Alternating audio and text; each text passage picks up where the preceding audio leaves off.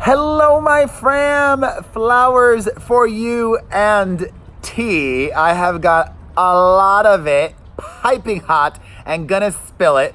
Talking Taylor Swift and her tour drama. Talking Tekashi 6ix9ine. Talking Khloe Kardashian, probably running back to the plastic surgeon's office, and so much more. But I need to start off today with some disturbing developments on Aaron Carter. And I want to hear your thoughts on this, because my podcast co-host and I, Chris Booker, disagree.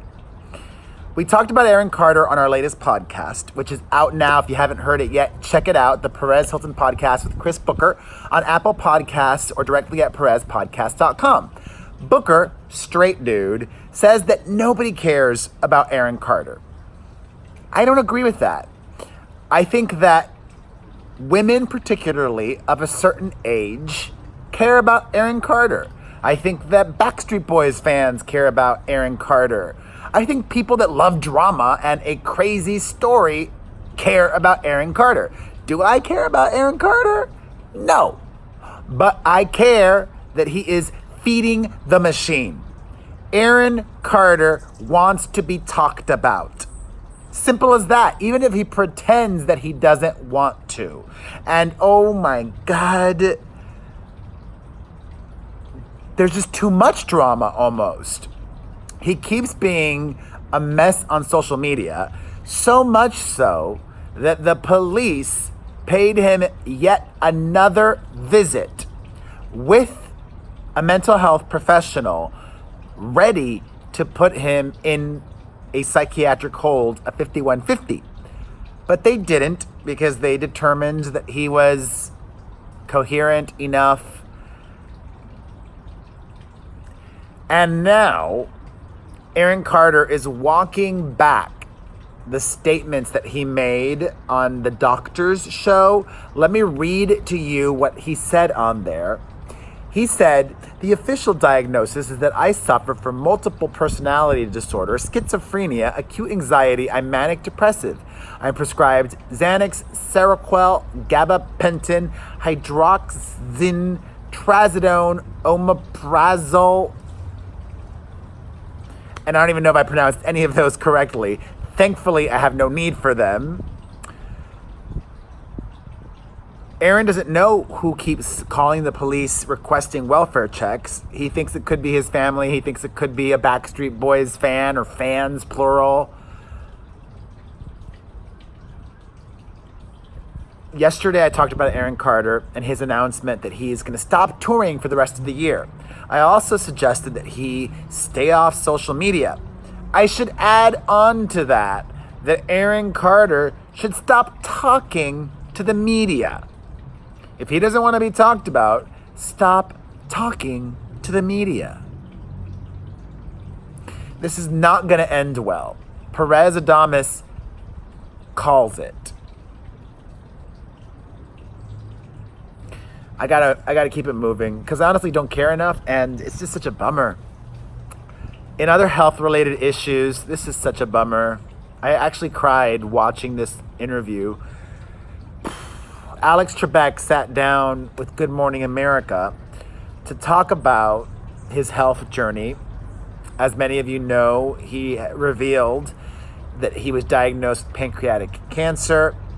He fought it, and earlier this year, in May, he said he was near remission.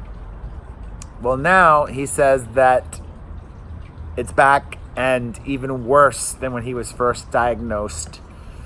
As many of you know, pancreatic cancer is one of the most fatal, with not a very long life for many that are diagnosed with it. It is what took Steve Jobs, who did manage to live, was it 10 years? Actually, he beat the odds, Steve Jobs did, and lived a lot longer than almost anyone would have thought. Also, Patrick Swayze. I was in a mood this morning because I don't know what it is. I was not feeling well. I mean, I was not feeling well in an unusual way for me. I was feeling dizzy, like I was gonna fall over, like my equilibrium was off, my balance, and I was like, I don't think it's just because I'm tired and working so hard. I'm used to that. I can function on 4 hours of sleep. Thankfully, last night I got more than 4 hours of sleep. I got 7. Ha! But the night before that, I only got 4. Or maybe it was that I'm hungry, but I'm eating. I had just eaten 2 hard-boiled eggs and took the kids to school. And then as soon as I get to school, I'm like, what? Anyways, the whole Alex Trebek story and me not feeling well this morning, I am so appreciative. Right now, I am healthy and happy, and you may not have everything you want in life, but you have everything you need, especially if you have your health. All right, in other health-related news, but a positive update. There were initial reports that Dog the Bounty Hunter was hospitalized with a heart-related emergency. Those reports turned out to not be accurate. Instead, we're now hearing that Beth Chapman's widow, was hospitalized due to stress and blood pressure related issues. And he's already back home resting. You know, losing the love of your life, your wife. My mom was a mess when my dad passed away. She lost so much weight. Her nerves were just... Let's keep it moving because I don't want you to stop watching this video, and I had no intention of making this a bummer. In positive news, Rod Stewart is talking about his health, but he has revealed that he was battling prostate cancer for the last 3 years and is now in remission. Fabulous news. Also fabulous is my beloved Tara Jenkins. I love you. Cheers to you. Cheers to Laura Robinson. Cheers to Benny. Cheers to Jessica Alvarez. And cheers to Fiona Judd Cooper. Somebody yesterday, not in the live chat, but in the comments section of my daily recap video yesterday, complained that I do these shout outs to people that super chat me.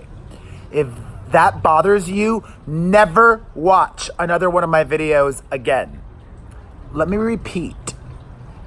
If me thanking my fam who send extra love and coin my way, if that upsets you, offends you, annoys you, stop watching this video now, because I'm going to do it again later. And I will continue to verbally express my appreciation and true, sincere, deep gratitude for my fam, especially the ones that help me want to keep this channel going. Because I like to be fully transparent. It's crazy. I am at a point now where I'm making more money on my family channel. Well, it's almost equal, but I'm making a little more money in the last 28 days on my family channel than I am on this channel. And a lot of the money that I've been making on this channel comes from super chats, people hitting that dollar icon on YouTube while the premiere is in place and chatting with me. So thank you. I mean, I think maybe YouTube is punishing this channel. I don't know what the heck is going on. I may be shadow banned. But the super chats are so meaningful because ultimately, if I'm not making any money on this channel, I'll probably still upload, but maybe just once a week, like a weekly recap. So thank you. That was a little longer than I intended to. All right, I mentioned, I think, unless I had a brain fart, that I was going to talk about Tekashi. I cannot call him what I usually call him on my podcast, which if you listen to the Perez Hilton podcast, You know my nickname for Tekashi? He took the stand in the government trial against several members of a group of people who do bad things. I don't even want to mention that word. And he testified against them. When this dude gets out of jail, he's gonna have, well, I don't even know if he'll be able to have, this is the question. If you're a hip hop lover, right? A lot of people in that community, cred matters to them. It's one of the reasons maybe why Iggy Azalea is considered a joke by many people in hip hop. Do you think Tekashi will be able to still be successful as a rapper when he gets out of jail? Especially having snitched on his crew? And he sang like a canary, as the saying goes, yesterday. I'm surprised nothing's happened to him in court. In jail. In other wacky news, Sinead O'Connor has, for some of you, you heard from her some startling allegations against Prince, who is not alive anymore, clearly, as we know that. But this is not the first time that she's made allegations against his character and that he did awful things, which I can't get into.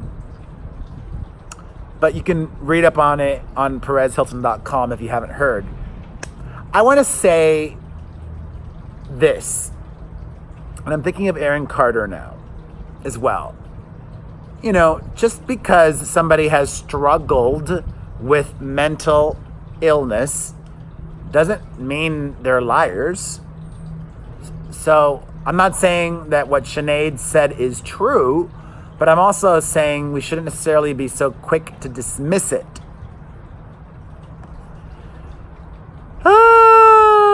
You guys. Life is so wild. Life is a ride. It's fun to look at it like that. It can be bumpy, but I love rides. All right. On Twitter, Khloe Kardashian was responding to a fan asking her about Kendall's new blonde hair, which I think is a wig. And Khloe said, she's so perfect either way. Now she looks exactly like me. Hashtag twisted sisters. And then Kendall responded by saying, you wish. Beep. I get it, she was joking, but that could be a really triggering joke. Or am I reading too much into this? Kendall is the pretty one of the family. She's the model. Poor Khloe is the one that struggled with her weight, who there have been rumors of her getting more work done recently. You know, she allegedly had her butt done in the past, and now recently reports of her nose. Is this her sister saying, you're not pretty enough to look like my twin? Should she know better than to joke about something that could be very sensitive to her sister? Is this like rubbing salt in an open wound? I don't know. Maybe it's because I see myself in Khloe. And, you know, I've talked about my mom food shaming me recently. And I don't know. And it's also inviting these kinds of comments from strangers in the public because she did it on Twitter. Shame on you, Kendall Jenner. All right. In other wacky news, KEKE Palmer, actress and new co-host of that Good Morning America spin-off show with Michael Strahan has gone viral for all the wrong reasons. She was shown a photo of Dick Cheney, and I don't even think she heard the question. She was asked, who's a better VP, a character that she played or Dick Cheney? And then she said that she hopes this doesn't come across as, I forget what she said, but she said, sorry to this man. I don't even know who this man is. How old is she's like, what, I think 26, I think. KEKE Palmer is exactly 26 years old. I mean, okay, how long ago was Dick Cheney vice president? 10 years ago? She was 16. I don't know. Isn't it, well, I guess she wasn't, maybe she wasn't in school.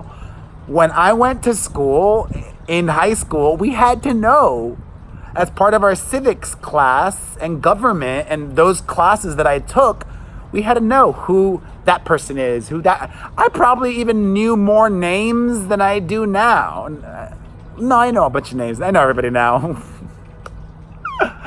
I don't know, I'm kind of sad.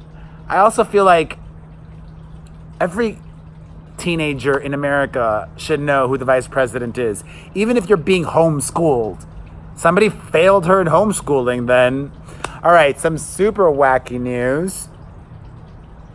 And I mean, I still feel how I feel, but I heard from the playwright. Okay, Rihanna went to go see this show on Broadway, a play called Slave Play, and was late for the show and texted the playwright letting him know that she was running a little late. I don't know exactly how late, but the playwright held the curtain, meaning he started the show late and waited for Rihanna to get there. Then she texted throughout the play. Audience members saw her. He claims that Rihanna texted him 3 times during the show about the show. She couldn't wait until intermission or afterwards. That's a big no-no in the Broadway or any theater community. Listen, a concert, which is her wheelhouse, that's a different experience, different expectations. But the theater, no phones. I stand by that. It's distracting to actors. It's distracting to your fellow theater goers. I watched this interview where the playwright last year actually said that he's not against cell phones in the theater because that's a way of people, audience, disrupting the show and commenting. Meaning, like, if you don't like it, you're going to be on your phone. I don't know if I buy that argument because, you know, tourists may be going and the husband may be dragged by the wife to go see Chicago or whatever, and the wife may be really into it, but the husband isn't, so he's going to be on his phone the whole time, and that's just not cool, I think.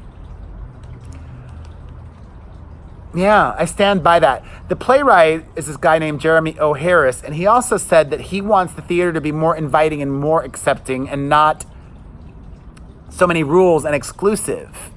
Yeah, I get that. I'm all for theater tickets being low and everybody being able to afford to go see a Broadway musical or play. But that's also like saying, okay, if you're going to go eat at a fancy restaurant, that you could go in a tank top and flip-flops and shorts. No! If you're eating at a 5-star fancy restaurant, you should dress up. Maybe you don't have to wear a tie, but don't wear a tank top, flip-flops, and shorts. Come on, people. Jeez Louise.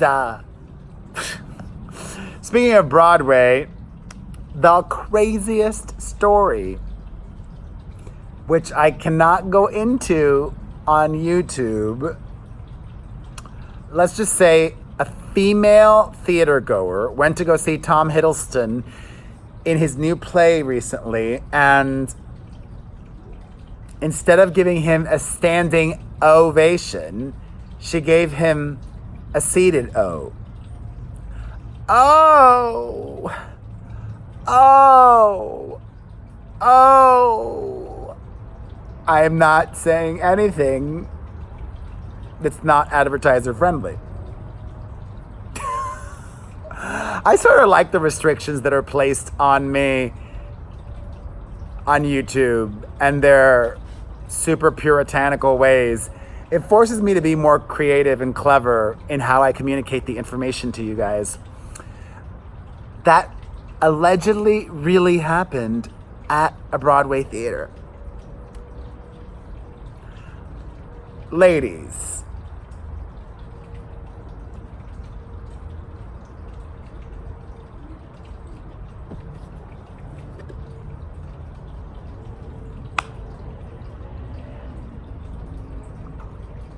you couldn't wait till you got home? I thought men were supposed to be the randier ones. Ay, ay, ay. Speaking of Broadway theater, I'm going to segue now to some Oh, wait, I got one more. Exciting. A Devil Wears Prada musical is in the works, and Sir Elton John is writing the music for it. Exciting. It's going to premiere in Chicago this coming summer, and I'm sure shortly after that it'll most likely be heading to Broadway. And iconic writer Paul Rudnick is writing the book. All right, speaking of Broadway, Jon Hamm went out on a date recently with Ben Affleck's ex-girlfriend Lindsay Shookus, according to People magazine, which I find very reputable. And he took her to the opening night of a Broadway show where you know eyes are going to be on you, especially if you're a famous actor. This woman is a producer on Saturday Night Live. She's not famous, but she can pull the famous dudes. I want to know what her secret is. How does she do it? Share. Ay, ay, ay. In more couples news, you guys know I am not a fan of Jennifer Lawrence. Not my cup of tea. She apparently got married already. She was spotted at New York City Hall at the Manhattan Marriage Bureau. Congratulations. If Adele doesn't show up to the actual wedding, I don't care. Also, Rachel Bilson, according to reports, is dating Bachelor alum Nick Viall? Nick V? I'll just call him Nick V. She was with Hayden Christensen before that. Downgrade or upgrade? What say you? Let me know in the live chat or the comment section down below. More couples news. The ex-wife of Harvey Weinstein has found love again. Georgina Chapman is dating actor Adrian Brody. I would say her picker's a little off. I don't know if or maybe she just wants to have fun. Based on my knowing of Adrian Brody, I don't think he's the settle down kind of guy. But you know what? After what she went through, having fun, nothing wrong with that. Speaking of actors, Kevin Hart is being sued for $60 million by the woman that was in that tape with him. The woman who was not his wife. She claims that Kevin and his friend were in cahoots and together set up that hidden camera to record her and then humiliate her and purposefully leak this to get publicity for Kevin's stand-up tour. You know what? She's suing him for $60 million. Kevin Hart will probably just give this woman a couple $100,000 or more just to make this lawsuit go away. because fighting it will cost him more than several $100,000. It's, what's the word? Mitigated costs? Get your money, honey. Salud to you. Speaking of actors, more Hollywood news. Brad Pitt has revealed that he is going to abstain from Oscar campaigning. He is hotly tipped to get an Oscar nomination for Best Supporting Actor for his role in Quentin Tarantino's Once Upon a Time in Hollywood. And also, even his new movie, Ad Astra, he's getting a lot of buzz for that. But Brad says, oh man, I'm going to abstain. I mean, you never know, and it's really nice when your number comes up, but the goal is for the film to land, to speak to someone, whether it's now or a decade from now. I find chasing it actually a disservice to the purity of your telling a story and a shackling thing to focus on. I have to talk about more actor news, the Saved by the Bell reboot, but first, I want to focus on Haley Beck. Haley Beck, I love you. I also want to focus on Nisha and Company, Amy Maldonado, and Anna Patton. I love you, Anna Patton. I love you, Amy Maldonado. I love you, Nisha and Company. And I love you, Haley Beck. Thank you all for super chatting me recently. You are supercalifragilisticexpialidocious. Okay, if you haven't heard the news, there just are too many streaming platforms. People aren't gonna have 10 of them. HBO's got one, Netflix, Disney, CBS has one, NBC announced one too. It's called Peacock, and they announced a reboot of Saved by the Bell starring Mario Lopez and Elizabeth Berkley, and other cast members are in talks to also be on the show. You can't have Saved by the Bell without Mark Paul Gosselaar and Tiffany Thiessen. Dustin Diamond and Lark Voorhees, even Mr. Belding, they're expendable. But you need those core four, I say. I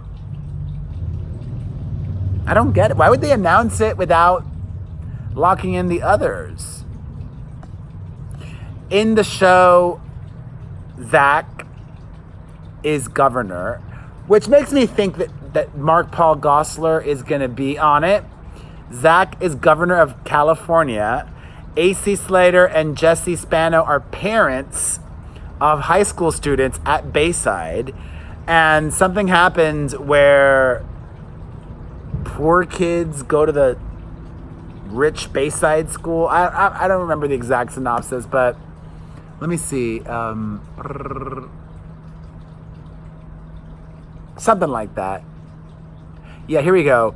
The new straight-to-series comedy explores what happens when California Governor Zach Morris gets into hot water for closing too many low-income high schools and proposes the affected students be sent to the highest-performing schools in the state, including Bayside High. The influx of new students gives the overprivileged Bayside kids a much-needed and hilarious dose of reality. I don't know if that sounds hilarious to me.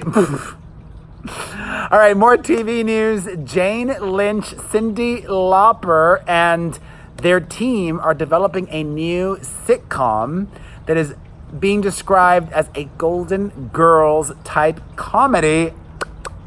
I love the Golden Girls. And finally, a couple of music items, because I mentioned it. Taylor Swift has many American Swifties shook because she only has 4 concert dates in the United States next year. Her Lover tour is very unusual.